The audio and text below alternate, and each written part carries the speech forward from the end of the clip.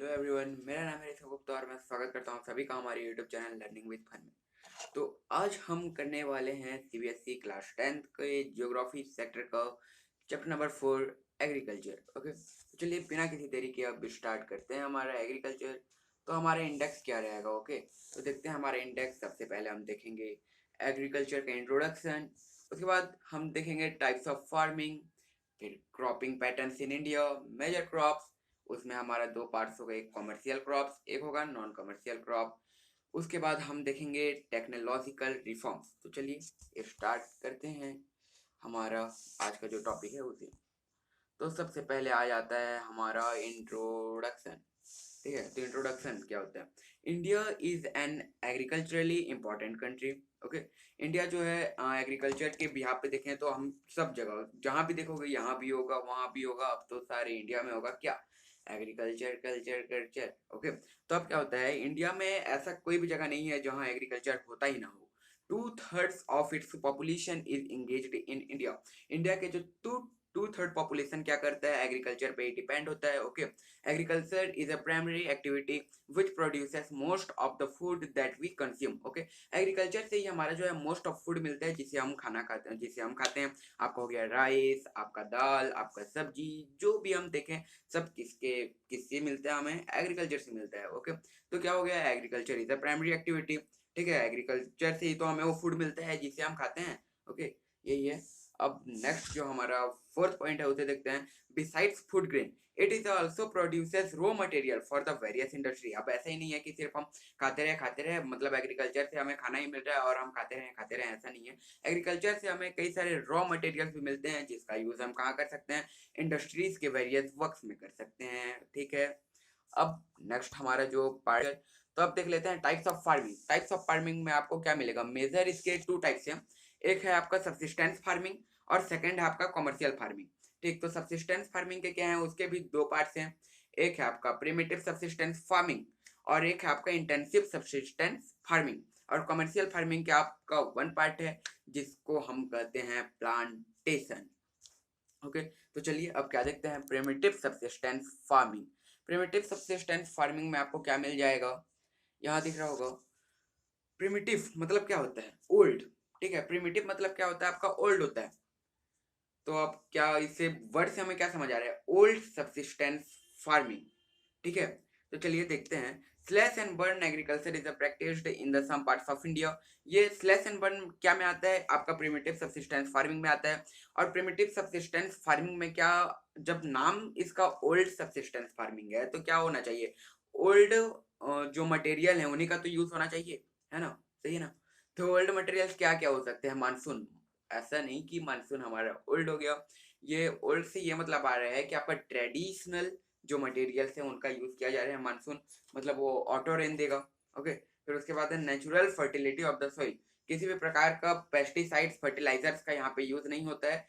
जो सॉइल का natural fertility है उसी को यहाँ पे यूज किया जाता है। उसके बाद है अदर इन्वायरमेंटल कंडीशन। ठीक है, तो इसमें हम क्या यूज कर सकते हैं? अदर इन्वायरमेंटल कंडीशन में आपका old tools. Okay, old tools जैसे सेकंड पॉइंट में आपका क्या दिया है? Tools used such as hoe, dao and digging sticks and family community labour on the small patches of the land. Okay, ये हो गया आपका जो है ओल्ड टूल्स का यूज किया जाता है। फिर थर्ड पॉइंट से आपका farmers clear a patch of a land and then shift to a new patch to produce the cereals and the other food crops.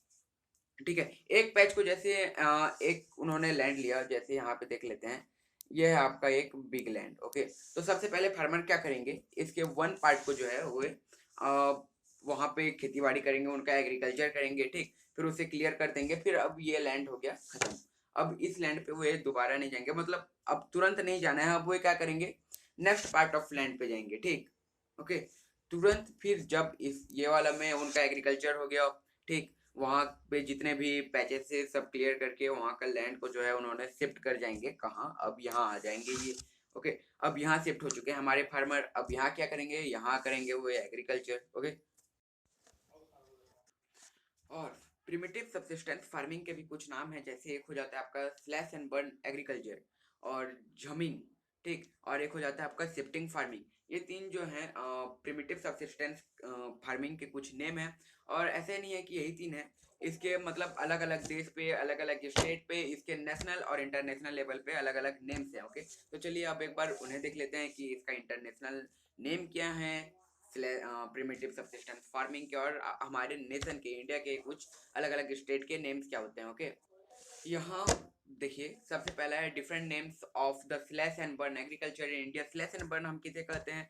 Primitive subsistence farming को ही कहते हैं। ठीक, तो यहाँ पे दिख रहा होगा मध्य प्रदेश में क्या कहते हैं? Bewar. Okay, and Podu in Andhra Pradesh, Pamadabi on Odisha, ठीक है, and Kumari in the western Ghat. Okay, और क्या बोलते हैं, वालत्रे in Rajasthan, Khil in Himalayan belt, okay, and the Kuruwa in Jharkhand. ये था आपके हमारे कुछ नेशन के कुछ स्टेट्स जहाँ पे जो है आपका स्लैश एंड बर्न एग्रीकल्चर कुछ इस नाम से जाना जाता है। ठीक, और इस साइड में हमारे हैं कुछ international names. Okay, international names जैसे कि milpa, Mexico and central America में हम क्या कहते हैं? मिल्पा। उसके बाद है कॉनूको, इसे हम कहाँ पे कहते हैं? वेनेजुएला। ओके, एंड रोका इन ब्राजील। उसके बाद Masole in central Africa, and the Ladang in Indonesia, and the Ray in Vietnam. Okay, ये कुछ हमारे जो है स्लैश एंड बर्न एग्रीकल्चर कह सकते हैं, या जमिंग कह सकते हैं, या शिपिंग कह सकते हैं, या प्रिमिटिव सब्सिस्टेंस फार्मिंग, इनके क्या है नेम्स है इंटरनेशनल और नेशनल लेवल पे। ओके, तो अब नेक्स्ट हमारा पार्ट देखते हैं। अब जो हम लोगों ने क्या देखा था प्रिमिटिव सब्सिस्टेंस फार्मिंग के, यहाँ पे पार्ट्स हम लोगों ने क्या क्या देखा था, सॉरी, सब्सिस्टेंस फार्मिंग के हम लोगों ने क्या क्या पार्ट्स देखा था। एक था हमारा प्रिमिटिव सब्सिस्टेंस फार्मिंग, और दूसरा है हमारा इंटेंसिव सब्सिस्टेंस फार्मिंग। तो हम लोगों ने क्या देख लिया? प्रिमिटिव सब्सिस्टेंस फार्मिंग तो देख लिया, चमका कि नहीं बताने का भाई, चमका कि नहीं। तो हम लोगों ने क्या प्रिमिटिव सब्सिस्टेंस फार्मिंग में क्या क्या देखा था, उनके नेम्स देखे थे। ओके, प्रिमिटिव सब्सिस्टेंस फार्मिंग के नेम देखे थे, उसमें जो है ओल्ड टूल्स यूज किया जाता है। ओके, उसके कुछ फैक्टर्स देखे थे, जैसे मानसून हो गया, और सोइल की नेचुरल फर्टिलिटी। ओके, चंपा के भाई। फिर आप देखते हैं इंटेंसिव सब्सिस्टेंस फार्मिंग के कुछ फीचर्स, और उसके एक प्रॉब्लम भी देखेंगे। तो फीचर्स नंबर 1 क्या है आपका? Feature number 1, feature number 1, feature number 1, feature number 1 आपका कहता है exercised in area of high population pressure on land. Okay, ये जो है ऐसे एरिया पे यूज करा जाता है जहाँ पे पॉपुलेशन एकदम हाई लेवल पॉपुलेशन, बेटे क्या बोलते हो, ठीक, और वहाँ का प्रेशर, लैंड में बहुत प्रेशर पड़ता है, क्या होगा, एक हाई पॉपुलेशन है, मतलब समझ सकते हो, पॉपुलेशन हाई, लैंड कम मिलेगा। पॉपुलेशन हाई है मतलब लैंड कम है, तो अब एक ही लैंड पे आपको क्या करना है, ये भी करना है, वो भी करना है, सब एक ही लैंड पे करोगे तो भाई प्रेशर किस पे आएगा? आपके लैंड पे आएगा। ठीक, और इसमें क्या होता है, लेबर इंटेंसिव एग्रीकल्चर, मतलब इसमें क्या करते हैं, हमें जो है लेबर का यूज करना ही पड़ता है भाई, इंटेंसिव एग्रीकल्चर करना ही पड़ता है। ओके, तो अब देखते हैं इसका next, use of the high doses of the biochemical inputs and the irrigation used to get higher output।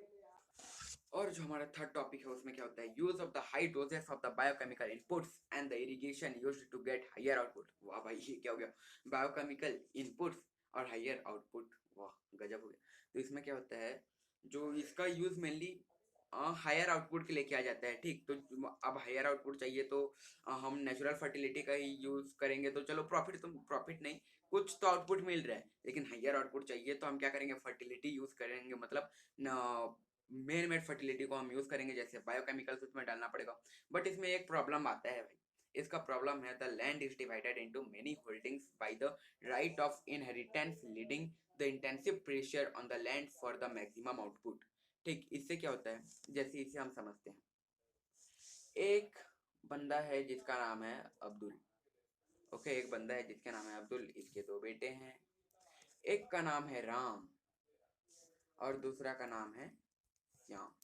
Wait, मैं एक दूसरा स्लाइड ले लेता हूँ सबसे पहले।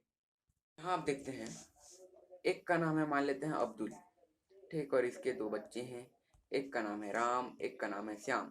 और अब्दुल के पास एक चीज देख लेते हैं, अब्दुल के पास है 100 क्या बोलना चाहिए यार, 100 मीटर स्क्वायर बोल लेते हैं, चलो 100 मीटर स्क्वायर का क्या इसके पास लैंड है। तो अब इनहेरिटेंस का जो मतलब फीचर जो हम लोगों ने देखा उसमें क्या होता है, अब अब्दुल को क्या करना पड़ेगा, अपने उसके जो बच्चे हैं राम और श्याम, उसे जो है इक्वली डिवाइड करना पड़ेगा अपना लैंड को। तो 100 को आप क्या करेगा, ये इसको देगा 50, इसको देगा 50।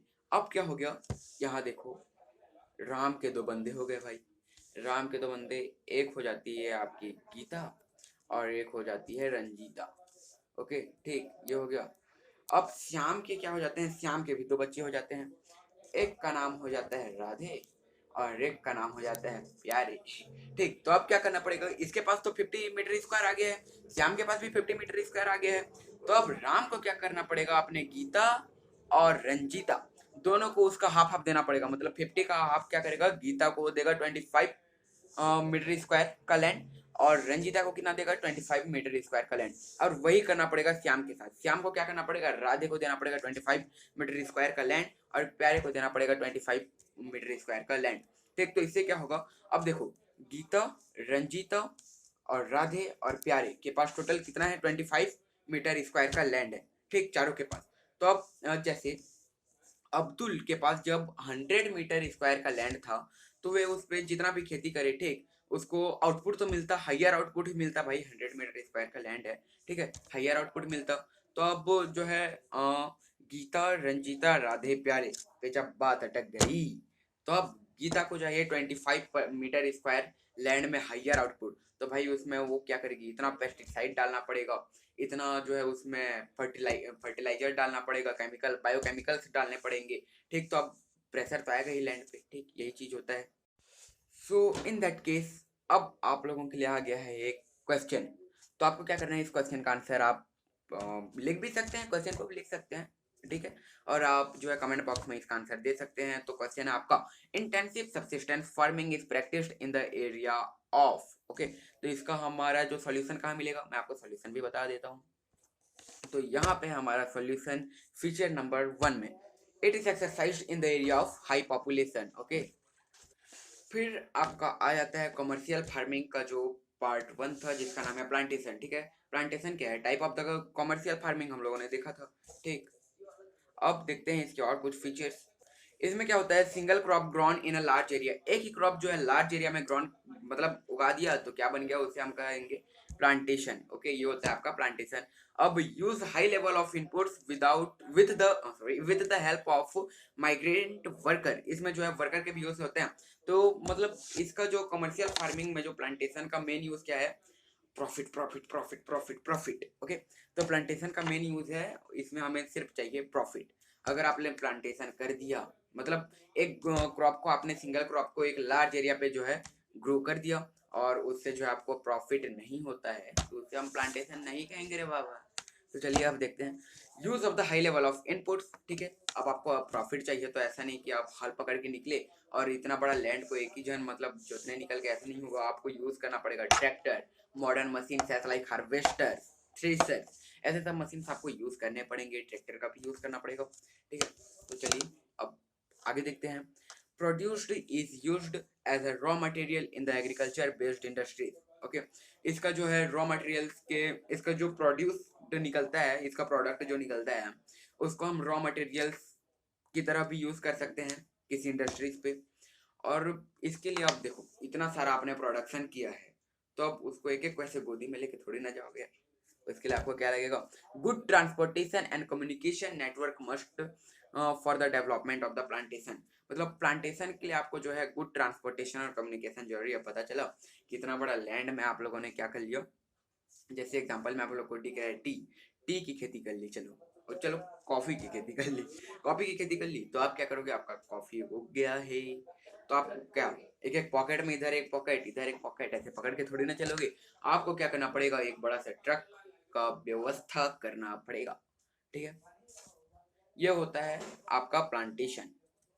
अब एक झलक कॉमर्शियल फार्मिंग को देख लेते हैं। कॉमर्शियल फार्मिंग होता क्या है, farming done using high doses of the modern inputs, example high yield variety seeds, okay, HYV seeds, और chemical fertilizers, insecticides and pesticides to obtain higher productivity। higher productive मैंने क्या बोला था, प्लांटेशन में क्या होता है, हायर प्रोडक्टिविटी चाहिए होता है। प्लांटेशन किसका जो है पार्ट है, कमर्शियल फार्मिंग का है, तो कमर्शियल फार्मिंग में भी क्या होगा, हायर प्रोडक्टिविटी ही चाहिए।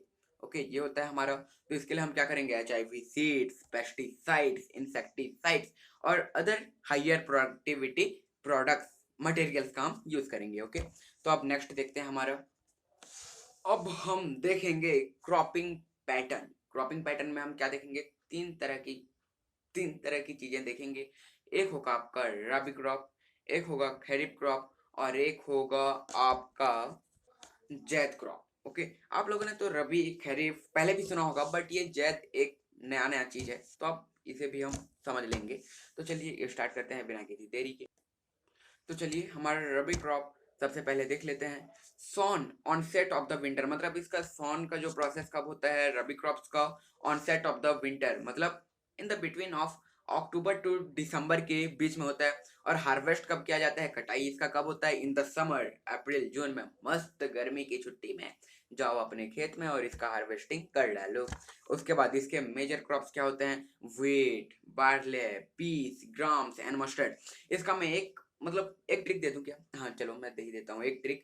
इसमें जो है आपको मेजर क्रॉप्स याद करने का धांसू तरीका। सबसे पहले wheat, barley, grams and mustard, इसको देखो पीस को यहाँ हम थोड़ा सा के लिए से हम यहाँ हटा देते हैं।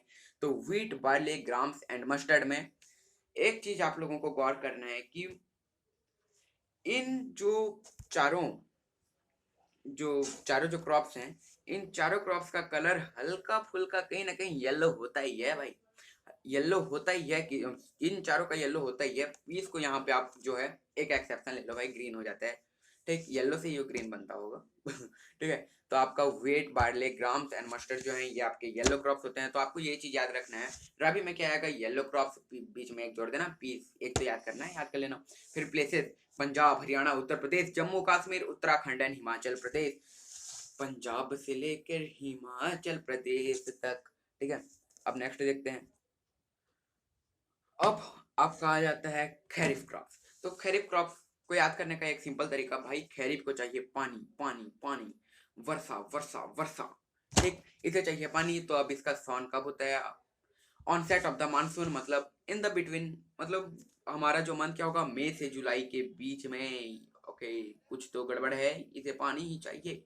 अब हार्वेस्ट कब किया जाता है, हार्वेस्ट इसे भी sorry sorry sorry sorry sorry, यहाँ समर नहीं आएगा, यहाँ आपका आएगा विंटर विंटर विंटर विंटर आएगा। हार्वेस्ट इसको किया जाता है विंटर में, और जो कि मंथ इसका क्या होता है, सितंबर से अक्टूबर के बीच में। और इसके मेजर क्रॉप्स क्या होते हैं, rice, maize, jowar, bajra, moong, toor, urad, cotton, jute, soybean and groundnut. Okay, तो इसमें की याद रखना है, राइस हो गया, इसे भी कहीं ना कहीं बहुत ही ज्यादा पानी का जरूरत पड़ता ही है भाई।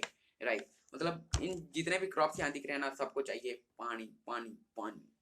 ओके, अब प्लेसेस कहाँ पे होते हैं, आप इन्हें पानी चाहिए तो जहाँ पे ज्यादा पानी होते हैं वहीं पे ना होंगे भाई। हो गया आपका Assam, West Bengal, coastal region of Odisha, Andhra Pradesh etcetera. Okay, अब नेक्स्ट हम आपका देखेंगे जैद। अब देखते हैं आपका जैद क्रॉप्स क्या होता है, इसको हम कब उगा लेते हैं, रबी और खरीफ जो सीजन होता है। ठीक, जब रबी और खरीफ को उगाया जाता है उसके बीच में हम इसे उगा लेते हैं। ठीक, अब क्या होगा, रबी तो हमने उगा दिया, खरीफ भी उगा दिया, बीच में जो सीजन बच गया ना, किसान बोलते हैं थोड़ा प्रॉफिट हो जाए लगा लेता है। ठीक, जैद क्रॉप्स को भी लगा लेता है। और इसमें मेजर क्रॉप्स क्या होते हैं, watermelon, muskmelon, cucumber, vegetables and fodder crops. Okay, fodder crops मतलब जो कैटल्स, जो जानवर खाते हैं। ओके, तो वाटरमेलन भाई स्वादिष्ट व्यंजन। फिर उसके बाद आता है आपका मस्क मेलन, कुकुम्बर, ये सब एकदम तड़ाकेदार व्यंजन होते हैं। बस एक थोड़ा सा यहाँ पे करेला आ जाता है, बाकी ठीक है चला लेंगे। जैद क्रॉप्स ये होता है हमारा। तो इसी के साथ जो है हमारा एग्रीकल्चर चैप्टर का पार्ट 1 कंप्लीट होता है। जल्दी मिलेंगे एक नए पार्ट के साथ, तब तक के लिए थैंक यू।